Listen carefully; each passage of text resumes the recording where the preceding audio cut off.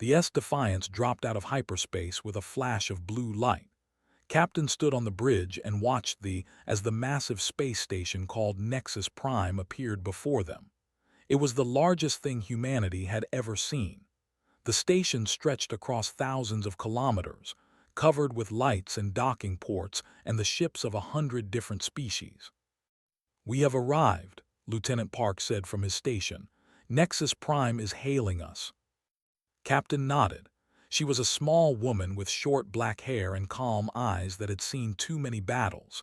The uniform she wore carried the marks of 20 years in Earth's space navy. "Open the channel." A voice filled the bridge. It spoke in translated common tongue, the shared language of the galaxy. "Unknown vessel, you have entered Unified Species Council space. Identify yourself and state your purpose." "This is Captain of the Earthship Defiance. We carry Ambassador of the United Earth Government. We are here to present humanity's formal request to join the Unified Species Council." There was a long pause. Then the voice returned and could hear the surprise in it. "A warship. You bring a warship to request membership." "Yes," Captain said simply. "That is our way." Another pause. "Proceed to docking port 7. You will be met by council representatives." The channel closed. Lieutenant Park looked at his captain with a small smile. "They sound confused." "Good," Captain said. "Confused is better than hostile." The Defiance moved forward through the crowded space around Nexus Prime. Other ships passed them, and knew that their crews were looking at the human vessel with curiosity. The Defiance was not a beautiful ship. It was covered in thick armor plates and weapon batteries. It was built for one purpose only, and that purpose was war. Ambassador entered the bridge. She was a tall woman with gray streaks in her long hair and the patient face of someone who had spent decades in politics. "Captain, I see we have made an impression already." "The council seems surprised that we arrived in a warship," said. Smiled. "They will be more surprised when they understand why." The docking procedure took an hour. When the Defiance finally connected to the station, Captain led a small group through the airlock. Ambassador walked beside her, along with Lieutenant Park and 4 armed Marines in full combat armor. The council representatives were waiting for them. There were 5 of them, each from a different species. The tallest was a creature that stood 3 meters high with blue skin and 4 arms. His name was Counselor, and he looked at the humans the way a person might look at a small insect. "Welcome to Nexus Prime," said. His voice was deep and slow. "I am told you wish to join the council." "We do," Ambassador said. "Humanity has reached the stars, and we wish to take our place among the civilized species of the galaxy." Made a sound that might have been a laugh. "And yet you arrive in a machine of war. Is this meant to frighten us?" "No," said. "It is meant to show you who we are." "And who are you?" another representative asked. This one was small, covered in green scales with large black eyes. "We are humans," said. "We come from a planet called Earth. It is a dangerous world. We learned long ago that peace must be defended. The strong must protect the weak. This is our most important belief." Waved one of his 4 hands toward the Defiance, visible through a window. "That ship is primitive. Our smallest patrol craft could destroy it in seconds." "Perhaps," Captain said, speaking for the first time, "but we would make you pay for every second." The representatives looked at each other. Some seemed amused, others seemed confused. Only one, a creature with silver fur and wise old eyes, seemed thoughtful. "Come," said. "We will take you to the council chamber. You may present your request there." As they walked through the station, Captain studied everything. She noted the security stations, the emergency exits, the structural weak points. It was habit. 20 years of war had taught her to always know her surroundings.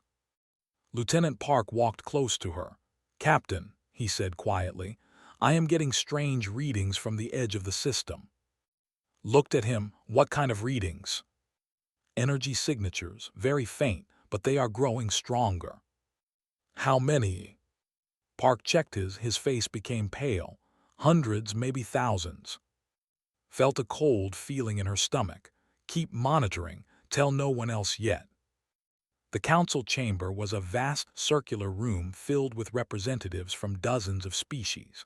They sat in rows that rose up toward the ceiling, looking down at a central platform where the humans now stood.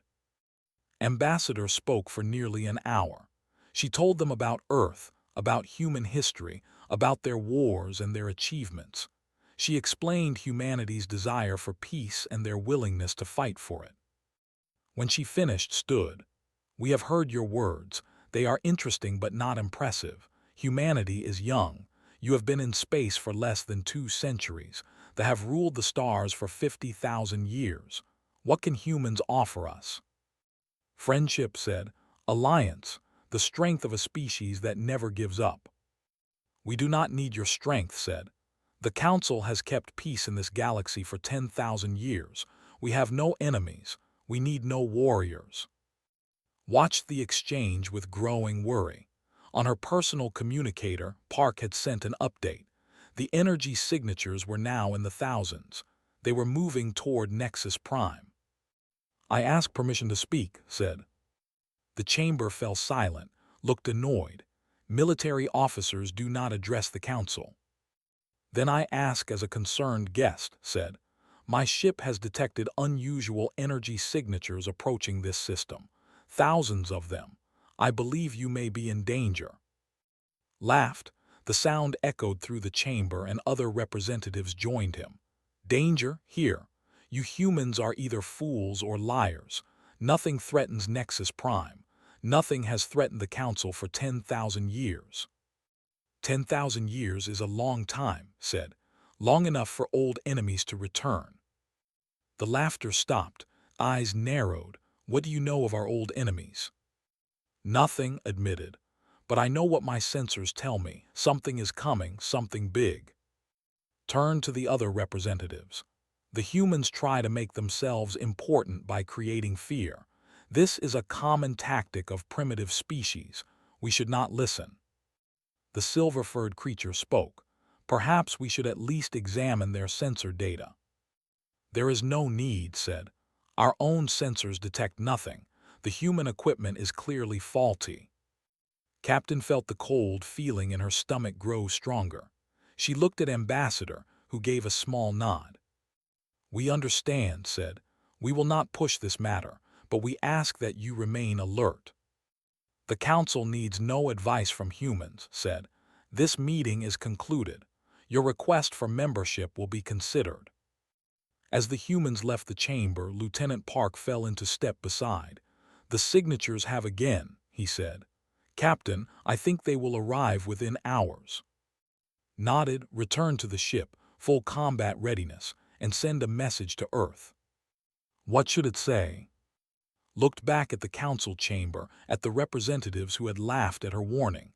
"Tell them to send everything." Captain stood on the bridge of the Defiance and watched the sensor display with growing horror. The energy signatures had become clear now. They were ships. Thousands of ships moving through space toward Nexus Prime. "I count 2,300 vessels," Lieutenant Park said. His voice was steady, but his hands shook slightly as he worked his console. "They will arrive in less than 4 hours." Chief Engineer Shin entered the bridge.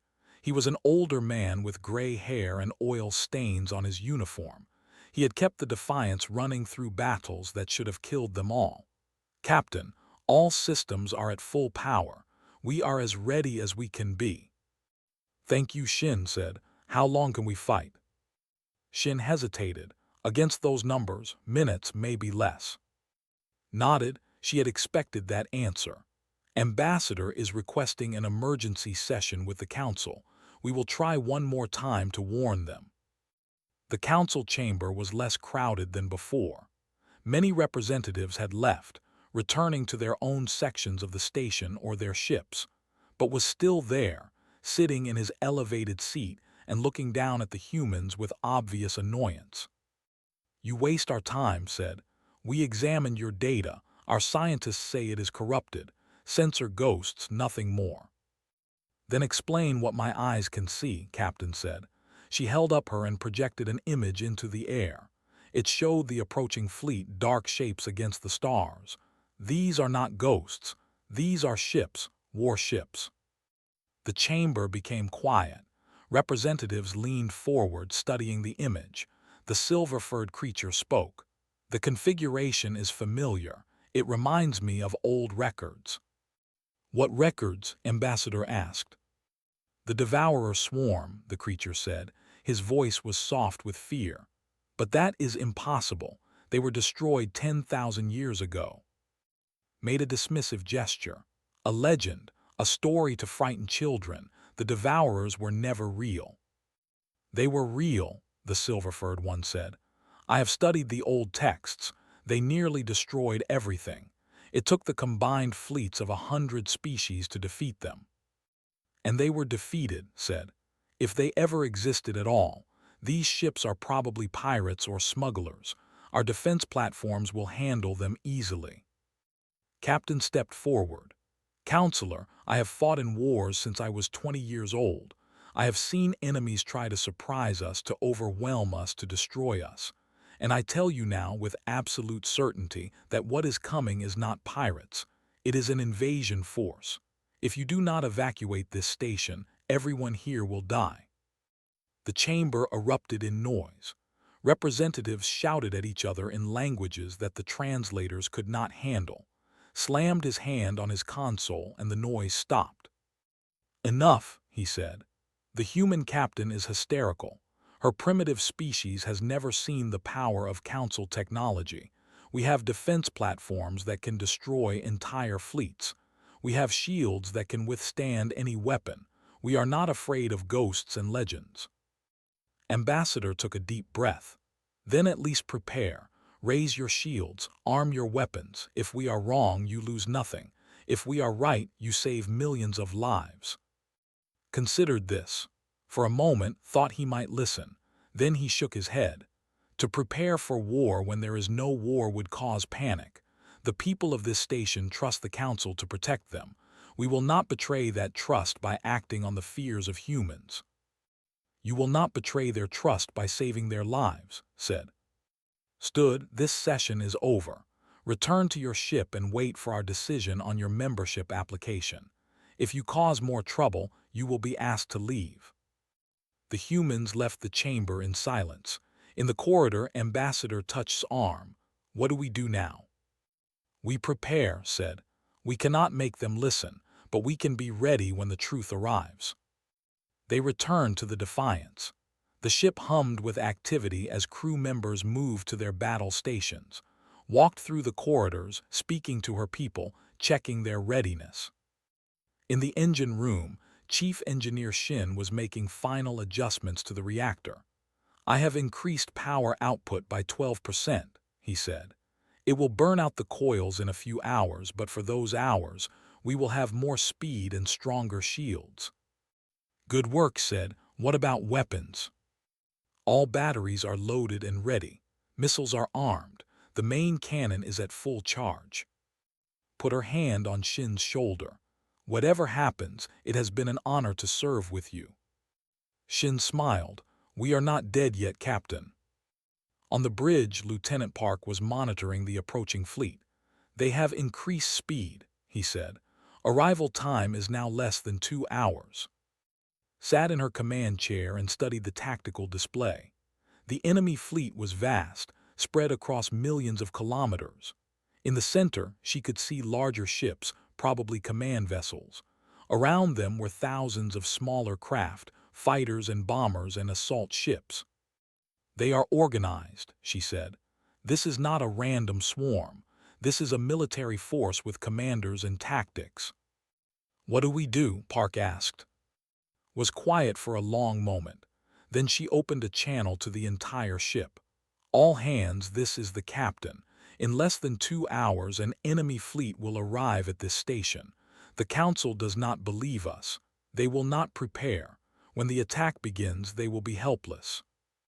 She paused, choosing her next words carefully. We are one ship. We cannot win this battle, but we can fight. We can slow them down.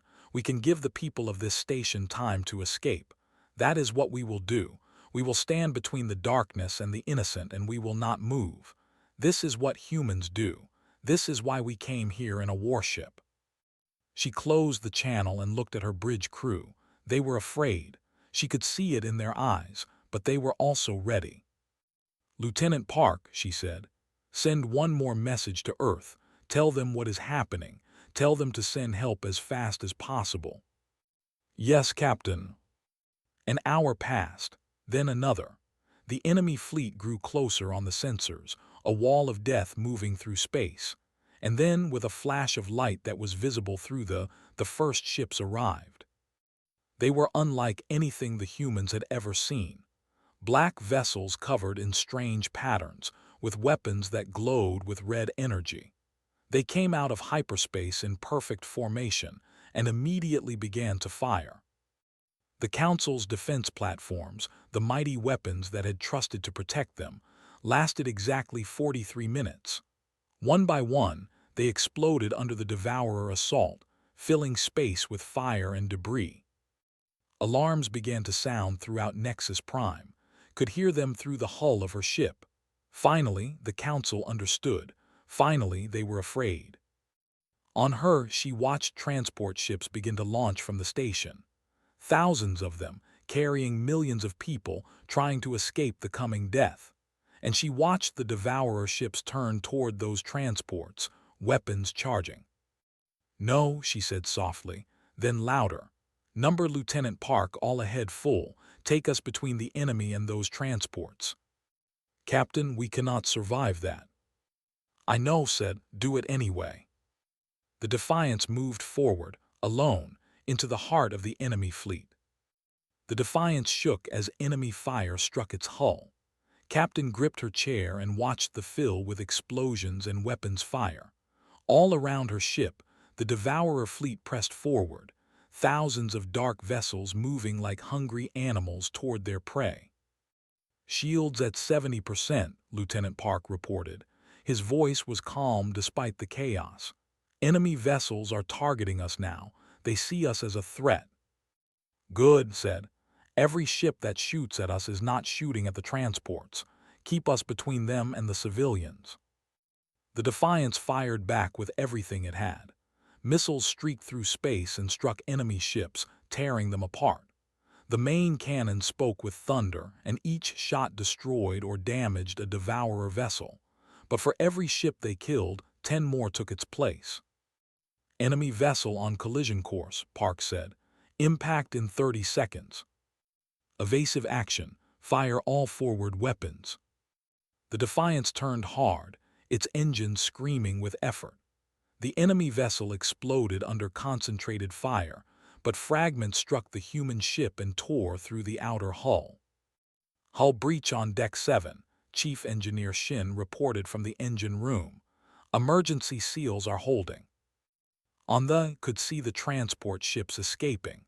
Hundreds of them were already jumping to hyperspace, carrying people to safety. But hundreds more were still launching, still vulnerable. "How long until all transports are clear?" she asked. "At current rate 40 minutes, Park said. "Captain, we will not last 40 minutes. "Then we will last as long as we can." A message came through from Nexus Prime. It was, and for the first time the Proud sounded afraid. "Human vessel, what are you doing? Why are you fighting? Open the channel. We are doing what we told you we would do. We are defending those who cannot defend themselves. Get your people to safety, Counselor. We will hold the line." "You will die." "Yes," said, "we know." The channel closed. The battle continued. Sergeant Lee led her Marines through the corridors of the station. They had crossed from the Defiance on a small shuttle, answering distress calls from the civilian sections. Now they moved through chaos and fire, helping people reach the escape pods. Lee was a short woman with strong arms and scars on her face from a dozen battles. She carried her rifle like it was part of her body, and her voice was steady as she gave orders to her squad. "Move these people to the next escape pod bay. Cover the left corridor. We have enemy boarding parties trying to cut us off." The Devourers had sent soldiers to the station. They were terrible creatures, tall and thin with too many limbs and mouths full of sharp teeth. They did not fight like soldiers. They fought like animals, hungry and cruel. Lee shot one as it came around a corner, then another. Her Marines formed a line and held back the creatures while civilians ran past them. A child was crying. Lee turned and saw a small alien, a young, standing frozen with fear as its parent tried to pull it forward. A Devourer saw the child and charged toward it. Lee did not think. She ran forward and put herself between the creature and the child. Her rifle jammed. She dropped it and pulled her knife. The Devourer was fast, but Lee was faster. She dodged its first strike and drove her knife into its throat. It fell, and she stood over it, breathing hard. The child's parent stared at her with wide eyes. "You saved my child. Why?" Lee picked up a fallen rifle and checked its charge. "Because that is what we do. Now move. There is a ship waiting." On the Defiance, the situation was growing desperate. The ship had taken severe damage. Fires burned in several sections. The shields were nearly gone, and the hull was breached in a dozen places. Doctor worked in the medical bay, which was overflowing with wounded. She was a calm woman who spoke softly and never seemed to rest. Her hands were covered in blood, both red human blood and the strange colors of alien species. A young crew member was brought in. His legs were crushed, examined him quickly and made a decision. "We cannot save the legs, we can save his life. Hold him down." The surgery took 4 minutes. The young man would live, but he would never walk again. Move to the next patient without pause. An alien was brought in next. It was one of the silver-furred creatures from the council chamber. It had been caught in an explosion and was barely conscious. "Please," it whispered, "help me." Did not hesitate. She treated the alien with the same care she gave her own crew. When she finished, the creature looked up at her with wonder. "You did not have to help me. Your ship is dying. You should save your supplies for your own people." Smiled gently. "You are one of my people now. Everyone here is." On the bridge, Captain watched the battle with tired eyes. They had fought for 3 hours. The Defiance had destroyed 17 enemy ships and damaged dozens more. But the cost was terrible. "Shields are gone," Park reported. "Main cannon is offline. We have 4 missiles remaining." Crew status: 43 dead, over 100 wounded. The doctor is doing everything she can. Nodded. She looked at and saw that most of the transports had escaped. Only a few remained, racing toward hyperspace jump points with Devourer ships chasing them. "Target the ships pursuing the last transports. Fire all remaining missiles." The Defiance launched its last weapons. 4 missiles streaked through space and struck the pursuing Devourer ships. 3 of them exploded. The transports escaped. "All civilian ships are clear," Park said. His voice cracked slightly. "We did it, Captain. They are safe." Allowed herself a small moment of relief. Then she looked at the tactical display. The Devourer fleet had surrounded them. Dozens of ships were moving in for the kill. "All hands," she said into the shipwide channel. "Abandon ship. Get to the escape pods. That is an order." Lieutenant Park stood. "Captain, we should all go." "Someone needs to keep the ship fighting," said. "Someone needs to give the escape pods time to get away. That will be me." "No, I will stay with you." Looked at him. This young man who had served with her for 5 years, who had never failed her. "Park, you have a family on Earth." "And you do not." Smiled sadly. "The ship is my family. Go, live, tell them what happened here." Park hesitated. Then he saluted and ran for the escape pods. Chief Engineer Shin arrived on the bridge, limping from a wound in his leg. "I am staying," he said before could speak. "Someone needs to keep the engines running." "Shin." "Do not argue with me, Captain. I am too old and too stubborn." Almost laughed. "Thank you, old friend." The escape pods launched. Watched them fly away from the dying ship, small points of light racing toward safety. The Devourer ships let them go, focusing instead on the Defiance. "They want to kill the ship that hurt them," Shin said from his station. "We made them angry." Good said, "Let them be angry." She brought the Defiance around to face the enemy fleet one last time. The ship was barely functional. Half the systems were offline. The hull was torn open in 100 places, but the engines still worked and one weapon battery still fired. "Come on then," whispered, "come and get me." The Devourer ships closed in, their weapons charged, and then at the edge of the system, space itself tore open with a flash of brilliant blue light. Ships came through, human ships, dozens of them. Stared at the tears forming in her eyes. "Earth," she breathed, "Earth came." Admiral O stood on the bridge of the Vengeance and stared at the scene before him. The massive station called Nexus Prime was burning. Debris filled the space around it, and in the middle of it all, surrounded by enemy ships, was the broken hull of the Defiance. "All ships attack formation," O said. His voice was cold and hard. "Target priority is the vessels surrounding the Defiance. Get our people out of there." The Earth fleet moved forward.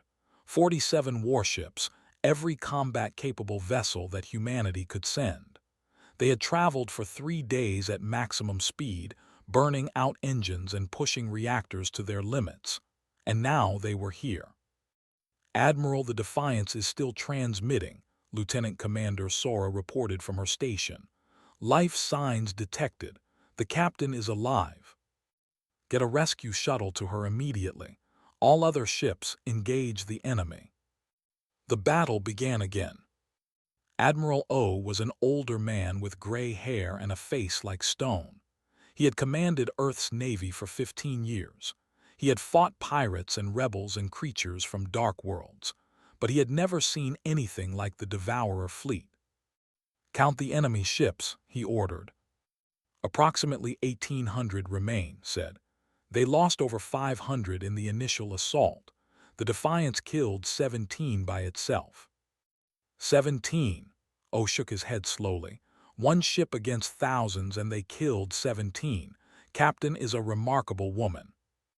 The human fleet engaged with calculated fury. They moved in coordinated groups, each ship supporting the others. Their weapons fired in precise patterns, targeting engines and weapon systems with deadly accuracy. The Devourers fought back. They were many and their ships were powerful, but they had never faced an enemy like this. The humans did not fight defensively. They attacked constantly, pushing forward, accepting damage to deal more damage in return. "Enemy vessel attempting to flank us," reported. "Let it come," O said. "Ships 7 and 8 intercept and destroy." 2 human destroyers broke from formation and charged the flanking vessel. They took heavy fire but did not slow down.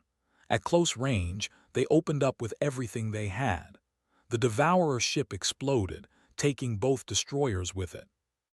On a refugee transport, Counselor watched the battle through a viewport. He was surrounded by others who had escaped the station, members of dozens of species. They all watched in silence as the human fleet fought. "They are dying for us," someone said. "The humans are dying to protect us." Said nothing. He remembered his words in the council chamber. He remembered laughing at the human captain and her warnings. Shame burned in his chest. A medical officer approached him. She was human, a young woman with kind eyes and gentle hands. "Counselor, you are wounded. Let me help you." Looked at his arm. He had not even noticed the cut. "It is nothing." "Every wound matters," the woman said. She cleaned and bandaged his arm with careful skill. "There, you will be fine." "Why do you help me?" asked. "Your people are dying out there because I did not listen, because I was proud and foolish." The woman looked at him with no anger in her eyes. "You made a mistake. That does not mean you deserve to suffer. We do not help people because they deserve it. We help people because they need it." On the Vengeance, Admiral O received word that Captain had been rescued. Her ship was dead, but she was alive. They were bringing her to the flagship. Good, O said. I want to speak with her as soon as possible. She knows these enemies better than anyone. The battle continued for hours. The human fleet pushed the Devourers back, step by step, ship by ship. But the cost was high. 12 human vessels were destroyed. Many more were damaged. Admiral Captain is here, said. O turned to see being helped onto the bridge. She was covered in burns and cuts, and one arm hung useless at her side. But her eyes were clear and sharp. Captain O said, you should be in medical. Later said, right now you need me here. I have been fighting these things for 6 hours. I know how they think. O nodded, tell me. Move to the tactical display, studying the enemy positions. They are organized but not flexible. Their commanders give orders and their soldiers follow without question. If we can kill the command ships, the smaller vessels will become confused. Which ones are the command ships? Pointed to several large vessels in the center of the enemy formation. Those. They are larger than the others, and they hang back while the smaller ships attack. I saw them giving orders during the assault on the station. O considered this. If we focus our attack on those ships, we leave ourselves open to the smaller vessels. Yes, said. We will take heavy losses, but if we destroy the commands, we can win. Lieutenant Commander spoke up. Admiral, that strategy is extremely risky. We could lose half our remaining ships. I know, O said. He looked at. You are certain about the command ships? I am certain. O turned to his communication officer. Open a channel to all ships. He waited for the connection. This is Admiral O. We have identified the enemy command vessels. We are going to attack them directly. This will be dangerous. Many of us may not survive, but if we succeed, we will end this battle and save millions of lives. All ships form up on the Vengeance. We attack in 5 minutes. The human fleet gathered together. Damaged ships took positions alongside healthy ones. Medical ships moved to the back, ready to rescue survivors. And then, as one, they charged forward. The Devourer fleet met them with everything it had. Space filled with weapons, fire, and explosions. Human ships died, but they did not stop.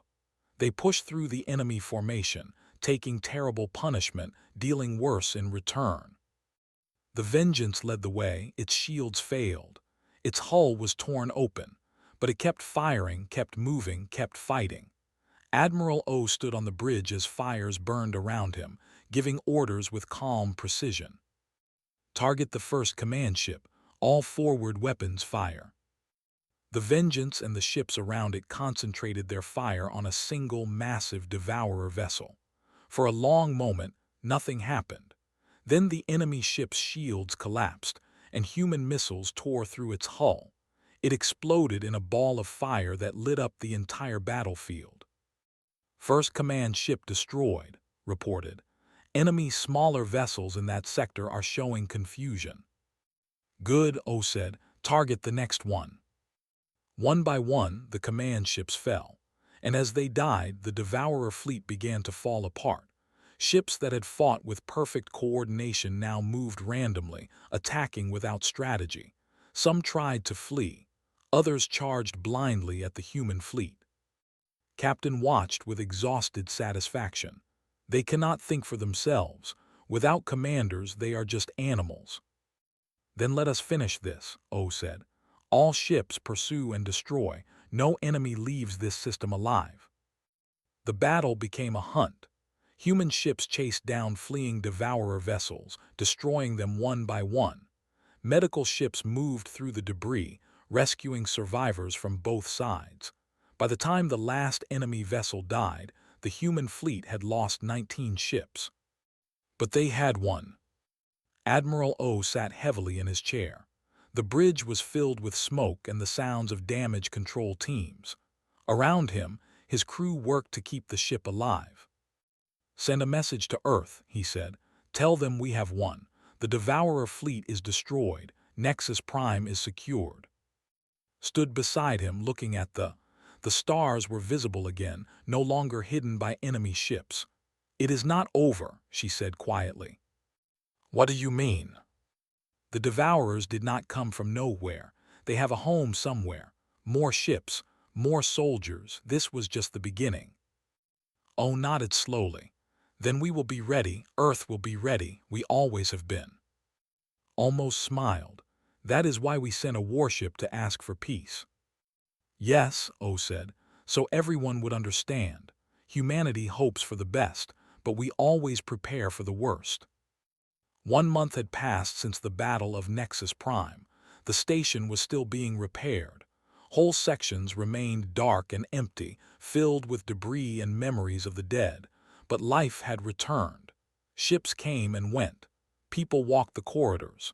The Unified Species Council met again in their great chamber. Captain stood on the central platform, wearing a new uniform with new medals on her chest. Her arm was still healing, wrapped in a regeneration sleeve. Beside her stood Admiral O, Ambassador, and a young soldier named Private Moon. The chamber was full. Representatives from every species in the council had come. Many more watched through video links from across the galaxy. This was the most important meeting in 10,000 years. Counselor rose from his seat.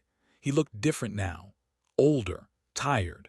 The pride that had filled his eyes before was gone, replaced by something harder and more thoughtful. "We gather today for 2 purposes," he said. "First, to honor those who died defending Nexus Prime. Second, to welcome a new member to the Unified Species Council." He paused and looked directly at Captain. 1 month ago, I stood in this chamber and laughed at the humans. I called their ship primitive. I dismissed their warnings as hysteria. I was wrong. My arrogance nearly destroyed us all. The chamber was completely silent, continued. "The humans came to us in a warship. I thought it was a threat. Now I understand it was a promise. A promise that they would fight for those who could not fight for themselves. A promise that they would stand between the innocent and the darkness. And when the darkness came, they kept that promise." He gestured to Captain. "This woman and her crew faced an enemy fleet of over 2,000 ships. They fought alone for 6 hours. They killed 17 enemy vessels and gave their own lives to protect our people. When the human fleet arrived, they fought with the same courage, the same sacrifice, the same unbreakable determination. 19 human ships were destroyed. Hundreds of human soldiers died. They died for us, for species that had mocked them and dismissed them and treated them as primitives." Bowed his head. "I owe Captain my life. I owe her the lives of my children and my people. I can never repay that debt, but I can offer her this." He picked up a document from his console. "By unanimous vote of the Unified Species Council, Earth is granted full membership with all rights and privileges. Furthermore, humanity is granted a permanent seat on the Military Advisory Board.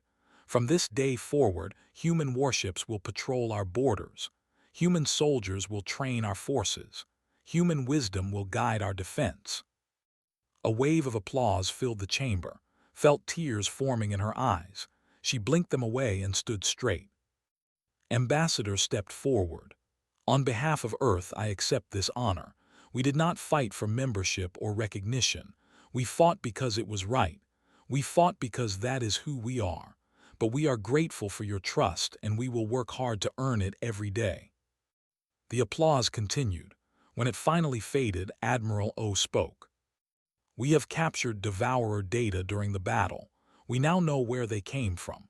They spent 10,000 years in the dark spaces between galaxies, rebuilding their forces, planning their return.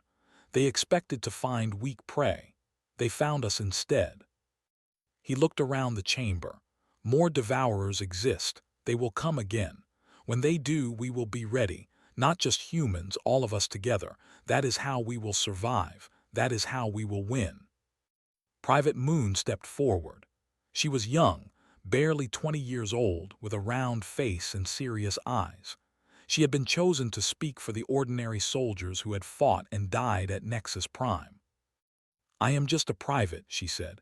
Her voice was soft but clear.